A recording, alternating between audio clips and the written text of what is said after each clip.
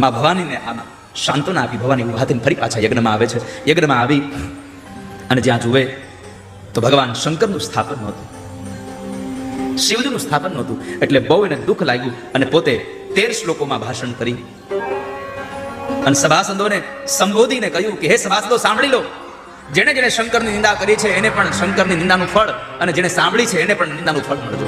અને પછી પોતે પોતાના જમણા પગના અંગૂઠામાંથી યોગાગ્નિ પ્રગટ કરી અને દેહને બાળ્યો, મૃત્યુ પામ્યા, દેહ છોડી દીધો, ત્યાગ કરી દીધો. હાહાકાર મચી ગયો. અને આ સમાચાર ભગવાન શિવને દેવર્ષિ નારદે આપ્યા કે તમારું ઘર ભાંગ્યું છે. ભગવાને કીધું ચિતા ભસ્માલેપ સ્મશાનેશ્વા ક્રીડા, હું તો સ્મશાનમાં રહેવા વાળો છું, મારું ઘર ભાંગે જ નહીં. તો કહે છે એમ નહીં પ્રભુ, માં ભવાનીએ દેહનો ત્યાગ કર્યો અને પરમાત્માનો આખો રંગ બદલાઈ ગયો, ભ્રુકુટીનો વર્ણ બદલાઈ ગયો અને પરમાત્માએ જટા ખોલી એમાંથી એક પથ્થર પર પછાડી વીરભદ્રને પ્રગટ કર્યા અને વીરભદ્રને કીધું કે જાઓ દક્ષનો યજ્ઞ વિધ્વંસ કરી નાખો. વીરભદ્ર સૈન્ય સાથે આવે છે. ભગવાન મહાદેવ તાંડવ નૃત્ય નાચે. આ બાજુ વીરભદ્રએ આવીને દક્ષ પ્રજાપતિનો યજ્ઞ વિધ્વંસ કર્યો. કેટલાય ઋષિઓની દાઢી ખેંચી નાખી, કેટલાયના હાથ, કેટલાયના દાંત પાડી નાખ્યા. અને આવેશમાં આવી અને દક્ષ પ્રજાપતિનું જે મસ્તક હતું ધરથી ઉતારી લઈને યજ્ઞમાં નાખી દીધું. દેવતાઓ દર ભટકી રહ્યા. ભગવાન બ્રહ્મા પાસે ગયા. બ્રહ્માએ કઈ સેવા ન કરી, બ્રહ્માએ સહાય ન કર્યો. એમાં મારું કામ નથી, તમે વિષ્ણુને મળો. ભગવાન વિષ્ણુ પાસે ગયા તો ભગવાન વિષ્ણુ કીધું તમે શિવ પાસે જાઓ, એનો ગુણ છે. તમામ દેવતાઓને સાથે લઈ બ્રહ્મા અને નારાયણની આગેવાનીમાં તમામ ઋષિમુનિઓ દેવતાઓ ભગવાન શિવ પાસે ગયા. તો ભગવાન શિવ માં ભવાનીના શબને પોતાના ખભા પર લઈ અને ઉત્તરથી દક્ષિણ, દક્ષિણથી ઉત્તર જઈ રહ્યા છે. અને એવા સમયે ભગવાન પ્રાર્થના કરે, પ્રભુ શાંત થાઓ. શાંત ન થયા તો નારાયણ ભગવાને સુદર્શન ચક્ર વડે માં ભવાનીના શબના ટુકડા કર્યા અને એ શબના ટુકડા જ્યાં જ્યાં પણ શરીરના ટુકડા આ ધરતીમાં પડ્યા ત્યાં ત્યાં શક્તિપીઠોની સ્થાપના થઈ. આજે વર્તમાન સમયમાં પણ એ બધી જગ્યાઓમાં માં જગદંબાની ઉપાસના થઈ રહી છે. અને એ ભવાની તમને જે ગતિ આપી રહી, ગતિસ્ત્વમ તમે કા ભવાની, માં તારા સિવાય મારું કોઈ ગતિ નથી. ભવાનીની પાસે પ્રાર્થના, ભગવાન શંકરને પ્રાર્થના કરી શાંત કર્યા. શિવજી શાંત થયા, વીરભદ્રને શાંત કર્યા. અને પછી ભગવાન નારાયણે ભગવાન મહાદેવને કીધું પ્રભુ દક્ષને સજીવન કરો, હવે એનો યજ્ઞ પૂર્ણ કરો. ભગવાને બકરાનું મસ્તક કાપી ધડ સાથે જોડ્યું, પ્રાણ પૂર્યો, ઉભો થયો. ભગવાન શંકરને જોઈ અને સ્તુતિ કરવા ગયો, બોલી ન શીખ્યો એટલે તાળીઓ પાડી. આપણું બધાનું આવું છે. આજે પણ આપણે શંકરના મંદિરમાં જઈને તાળીઓ પાડીએ છીએ ને એટલા માટે પાડીએ છીએ, બોલા દક્ષે પાડી દે, પણ તાળીઓ પાડવાની જરૂર નથી. ભગવાનની સામે જઈને 2 વખત ખાલી બોલો, પ્રભુ શાંત થાવ. પરમાત્મા શાંત થયા હતા. એ જ દક્ષ પ્રજાપતિએ ભગવાનની સ્તુતિ કરી અને અંતે એનો યજ્ઞ પરમાત્માએ સંપન્ન કરાવ્યો. આ યજ્ઞમાં દક્ષનું અહિત એટલા માટે થયું કે એનો યજ્ઞ હતું વૈદિક કર્મ, પણ એનો ભાવ બીજો હતો. આ ઉપદેશ આપણને આપે છે કથાનો કે તમે ભલે સત્કર્મ કરો, પણ સત્કર્મમાં જો તમારો ભાવ સારો નહીં હોય તો એ સત્કર્મનું ફળ પણ સારું નહીં આવે. માટે સત્કર્મ કરો તો ભાવ સારો આપો. દક્ષ પ્રજાપતિનો યજ્ઞ સંપન્ન કરાયો પરમાત્મા. તારો શંકર મારું શું બગાડી લેશે? અને તારે જ્યાં સુધી શંકરની પૂજા કરી લેવી કરી લે, જ્યાં સુધી શંકર મારી સામે ન આવે ત્યાં સુધી પૂજા કરી લે. તારો બાપ માની લે ને, જેવો મારી સામે આવ્યો પછી એને જીવતો નહીં દેવાય. જ્યારે મારી સામે જ્યારે પ્રગટ થશે પછી ભલી ભાંતિ બધું જ તારી સામે સ્પષ્ટ થઈ જશે કે કોણ મહાન છે, હું કે તારો શંકર. પણ ભીમાશંકર ભગવાન મહાદેવનું પ્રાગટ્ય શા માટે થયું એની પાછળ એક કથા બહુ સરસ છે. કારણ કે આ જગતમાં કઈ પણ ઘટના ઘટે છે એની પાછળનું કારણ બહુ હોય છે. આપણને ખબર ન હોય કદાચ, પણ કારણ બહુ હોય છે. અને કારણ વગરનું કંઈ ઘટતું પણ નથી. અકારણ આ જગતમાં કશું જ નથી. કંઈકનું કંઈક કારણ છુપાયેલું છે પાછળ. અકારણ કશું નથી.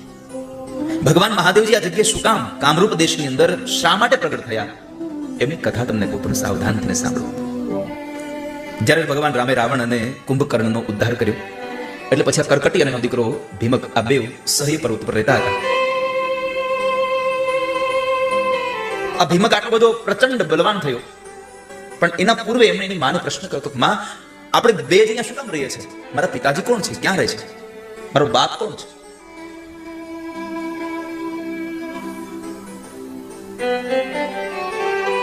આ વાત મને જાણવી છે. જે કઈ સત્ય ઘટના છે મને કઈ બતાવો માં.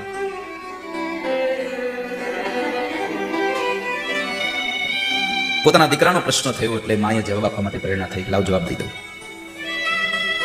અનકરકટી બોલી રહી છે, પિતા તે કુંભકર્ણશ્ચ રાવણાનુજ એવચ રામેણ મારિતઃ સોયમ ભ્રાત્રા સ મહાબલઃ.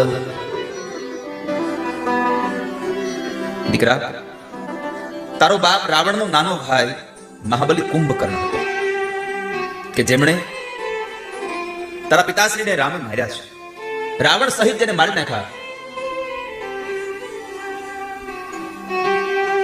એક વખતના સમયે એક ઘટના હતી કે તારો પિતા કુંભકર્ણ એ રાક્ષસ એક સમય અહીંયા આવ્યો છે અને જબરદસ્તી એને મને ભોગવી છે અને એમને લઈ અને મારા ઉદરમાં જે ગર્ભ રહ્યો એ તું જ. એ છોડીને જતો રહ્યો મને. મેં ક્યારેય લંકા જોઈ નથી. હું સદૈવને માટે હું અહીંયા સહ્ય પર્વત ઉપર જ નિવાસ કરી રહી છું. મારા પિતાનું નામ હતું કર્કટ. કર્કટ એમ કહે છે મારા પિતાનું નામ હતું કર્કટ અને મારી માતા હતી પુષ્કસી.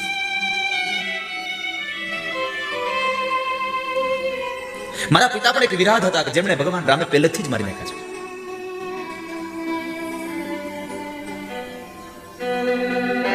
મારા પિતાને માર્યા એટલે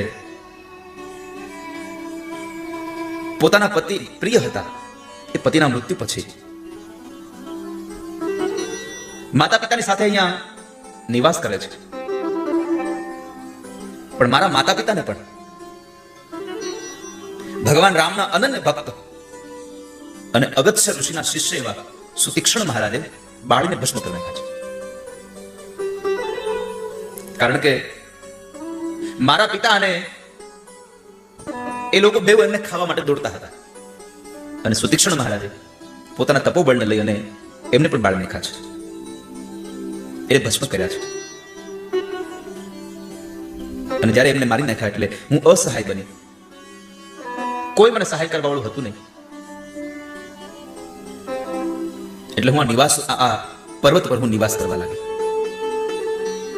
અને એ સમય બરાબર જ્યારે કુંભકર્ણ અહીં આવે છે અને મને જે ગર્ભ રહ્યો એ તું હતો એટલે તારો બાપ કુંભકર્ણ છે. તારો પિતા પણ જતો રહ્યો અને એને પણ રામે મારી નાખ્યો. એના ભાઈ મોટા રાવણને જે લંકાનો પતિ છે એને પણ મારી નાખ્યો. આજે હું માત્ર ને માત્ર તારા સહારે હું જિંદગી જીવી રહી છું. હું તારી સાથે જિંદગીનો અહીંયા નિવાસ સ્થાન કરી અને હું અહીંયા મારી જિંદગીને વિતાવી રહી છું. એક માત્ર તું મારો સહારો છે. માતાના વચન સાંભળ્યા પછી આ રાક્ષસને અતિ ક્રોધ આવ્યો છે. એ રામ એના મનમાં જાણે છે શું? એ હરિ એના મનમાં જાણે છે શું કે આમ લોકોને મારી નાખે? તને બહુ દુઃખ એમણે આપ્યું છે એટલા માટે હવે જો એને હું દુઃખ ના આપું તો હું કુંભકર્ણનો દીકરો ન કહેવાય. હું હરિને અવશ્ય પીડા આપીશ. આવું વિચારી અને આ ભીમક જે છે, આ ભીમ નામનો જે અસુર, એ અસુર ભગવાનની તપસ્યા માટે જતો રહે છે. બ્રહ્માજીની તપસ્યા માટે જાય છે. બ્રહ્માને ઉદ્દેશ્ય બ્રહ્માજીની તપસ્યા કરવા લાગ્યો છે. તપ કરતા કરતા કરતા કરતા 1000 વર્ષ તપ કર્યું. આપણને થાય કે 1000 વર્ષનું આયુષ્ય છે. હા, સતયુગ, ત્રેતા, દ્વાપર અને કલિ, આ ચારેયમાં બધાની આવરદા અલગ અલગ છે. જીવાત્માની આવરદા અલગ છે. ભાગવતની અંદર કથા છે, ધ્રુવજી મહારાજ ભગવાનનું ભજન કરવા મધુવનમાં ગયા અને એ મધુવનમાં ભગવાન પ્રગટ થયા, પ્રસન્ન થયા અને એવા સમયે ભગવાન નારાયણે ધ્રુવજી મહારાજને કહ્યું છે કે તારે તારા પિતાની ગોદમાં બેસવું હતું. એ ગોદમાં નહીં, તારો પિતા જે રાજગાદીએ બેઠો છે એ રાજગાદીનો હું તને રાજા બનાવું છું અને એ રાજગાદી તારી પાસે 1 વર્ષ 2 વર્ષ માટે નહીં રહે, પૂરા 36,000 વર્ષ તું રાજ્ય કરીશ. તો કલ્પના કરો, 36,000 વર્ષ સુધી રાજ્ય કર્યું અને પછી એમણે પોતાનું રાજ્ય પોતાના ઉત્તરાધિકારીઓને આપી દઈ અને પોતે ફરી પાછા ઋષિકેશમાં જ્યાં સ્વર્ગાશ્રમ છે ત્યાં આવી અને ભગવાનનું ભજન કર્યું. કારણ કે યુગે યુગે આવરદાઓ બહુ વધારે ઘટે હોય છે. વારંવાર અહીંયા પુરાણમાં લખ્યું હોય છે, કોઈ ના કોઈ ગ્રંથને આપ વાંચો એટલે વારંવાર લખેલું આવે છે કે ઋષિમુનિઓ હજારો વર્ષ સુધી ત્યાં તપસ્યા કરી છે. કારણ આવરદા હોય તો જ થઈ હોય ને. તો 1000 વર્ષ તપ કર્યું. એકદમ ભગવાન સૂર્યનારાયણની સામે પોતાની દ્રષ્ટિ લગાવી, 2 હાથને પોતે ઉપર બામ જોડી અને પગના આગળના પંજા ઉપર ઉભો રહી અને ભગવાનનું વ્રત કરે છે. અને પછી તો પોતે એક પગે ઉભો રહી અને ભગવાનનું વ્રત કરે. આવું વ્રતને 1000 વર્ષ કર્યું. આપણે 1000 દિવસે રાહ ન જોઈ શકીએ. કેટલી? આપણે 1000 દિવસે રાહ ન જોઈ શકીએ ભગવાનના કૃપાની. આપણે તો હવાર મંદિર ગયા એટલે આપણે ઓફિસે પૂગીએ તો ભગવાનની કૃપા થઈ જાવી તો મેળ આવે. આપણે ઉતાવળ જેટલી હોય કે રાક્ષસ જેવો રાક્ષસ ભગવાનને જો ભગવાન ભજવા બેસે અને બ્રહ્માજી પ્રસન્ન થતા હોય. બ્રહ્માજી આવી અને કહે છે, બ્રહ્માજી એમને કહેવા લાગ્યા છે, ઇન્દ્ર સહિત તમામ દેવતાઓને ભગવાનને પગે લાગ્યો છે. બ્રહ્માજીની આરાધન કર્યું. બ્રહ્માજીના શરણમાં ગયો. બ્રહ્માજી પાસે જઈને પોતાનું દુઃખ કહેવા લાગ્યું. દેવતાઓ કહે છે, એ જે ભીમ નામનો જે અસુર છે એમણે બ્રહ્માજી પાસેથી વરદાન મેળવેલું કે મને મહાબળ મળે, અને એ બળને લઈ અને જગતના લોકોને હેરાન બહુ કર્યો છે. કારણ કે બ્રહ્માજી પાસે એક જ વરદાન માંગ્યું હતું કે હું બળવાન બનું, હું શક્તિશાળી બનું.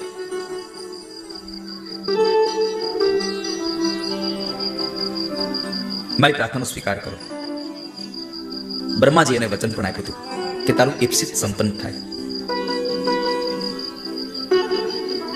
ભીમ નામના એ અસુરે માંગ્યું કે હું અપ્રમિત નામનું એક અપ્રતિમ મારી પાસે બળ આવે.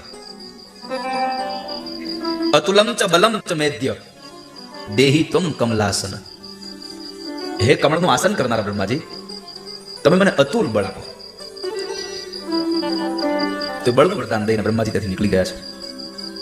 પોતે ઘરે આવ્યો છે સહ્ય પર્વત પર આવી પોતાની માતાને પ્રણામ કરીને કહે છે, માં, હવે જેને મારા પિતાશ્રીને માર્યા છે એનું હું દંડ દીધા વગર નહીં રહું. હવે હું બધાયનો એક ઘોર વિનાશ કરીશ. તમે જુઓ. અને આવી રીતે પ્રચંડ પરાક્રમી એવો આ ભીમ નામનો મહાબળવાન અસુર બધા દેવતાઓને પોતપોતાના સ્થાનમાંથી હટાવી અને એમને બહાર કાઢ્યા છે.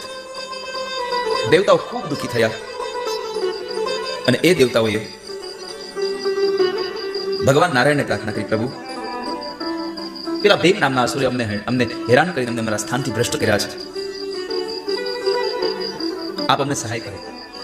દેવતાઓને જીત્યા પછી પૃથ્વીને જીતવા માટે નીકળી ગયો. પોતાના દેશની અંદર જેટલી વસ્તી હતી એને જીતવા માટે નીકળી ગયો. રાજાઓ હારે ભયંકર યુદ્ધ થાય છે. એમાં બરાબર કામરૂપ નામનો જે દેશ છે એનો ત્યાંનો રાજા હતો સુદક્ષિણ. એની હારે યુદ્ધ થાય છે. બહુ ભયંકર યુદ્ધ થયું. પણ અસુર એ બ્રહ્માના વરદાનને લઈ અને એ શિવજીના ભક્ત જે મહારાજ હતા એને પણ યુદ્ધની અંદર જીતી જાય છે. એને જીતી અને બાંધી લીધા છે. એને ક્લેશ દેવા માટે, એને દુઃખ દેવા માટે એને લઈને આવે છે. એ શિવ ભક્તની જેટલી પણ સામગ્રી હતી, એનું જે કાંઈ સર્વસ્વ બધું જ છીનવી લીધું. બેડીઓથી બાંધી દઈ અને એને એકાંતમાં બંધ કરી દીધો છે. એકાંતમાં કેદ કર્યો. પણ એ સમયે એ સુદક્ષિણ નામના એ રાજાએ, કામરૂપ નામનો જે દેશ અને રાજા હતો એમને એકાંતમાં હતો, પણ એ સમયે પણ એમણે ત્યાં માનસી પૂજાથી ભગવાન પાર્થેશ્વર મહાદેવની પૂજા કરી છે. પોતાના કલ્યાણ માટે ઉત્તમ એવું પાર્થિવ લિંગ બનાવી અને શિવજીનું ભજન કરતા કરતા ભગવાનનું એટલું ધ્યાન કર્યું, માનસિક રીતે પોતે ગંગાજીની સ્તુતિ કરી છે. સુદક્ષિણ રાજાએ ભગવાનની પૂજા વર્તન કરે છે. પાર્થિવ લિંગને બનાવી અને લોકના કલ્યાણ માટે એકદમ શ્રેષ્ઠ પ્રકારના વિધાનથી બંદીખાનામાં પણ પોતે એકાંતમાં રહેલો ભગવાનની પૂજા કરી રહ્યો છે. સ્તોત્ર, પાઠ, મુદ્રા, આસન, આ તમામ પ્રકારે ભગવાન શિવની આરાધન કરી. પ્રણવ મંત્ર સહિત પંચાક્ષર મંત્રનો અને ભગવાન મહાદેવજીનો ઓમ નમઃ શિવાય જપ કર્યો છે. બીજું કોઈ કાર્ય કરવાનો એને અવકાશ ન દેવો. એની પતિવ્રતા નારી જે હતી, પત્ની હતી, એ પણ ભગવાન મહાદેવજીની એટલી જ ભક્ત હતી. એ પણ ભગવાનનું અતિશય પૂજન કરતી હતી. શિવારાધનમાં એટલા બધા તત્પર હતા કે પરમાત્મા ભગવાન મહાદેવજી આ જગતનું કલ્યાણ કરવા માટે થઈને પધારે અને આ જગતના જેટલા પણ દુઃખી જીવાત્માઓ છે એ બધાને પરમાત્મા મુક્ત કરે. પણ એક બાજુ પેલો ભીમ નામનો જે અસુર હતો એ બધું એ જ કરતો હતો કે ધર્મને છોડી દો, જે કાંઈ સમર્પણ કરવું છે મને કરો, બધું સમર્પણ મને કરો.